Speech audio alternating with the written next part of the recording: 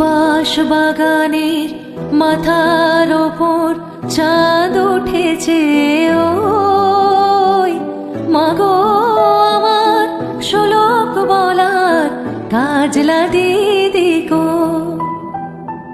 বাঁশবাগানের মাথার ওপর চাঁদ উঠেছে, ওই মাগো আমার শোলক বলার কাজলা দিদি গো। পুকুর পাড়ে লেবুর দলে থোকায় থোকায় জনায় জলে, ফুলের গন্ধে ঘুম আসে না, তাই তো জেগে রই।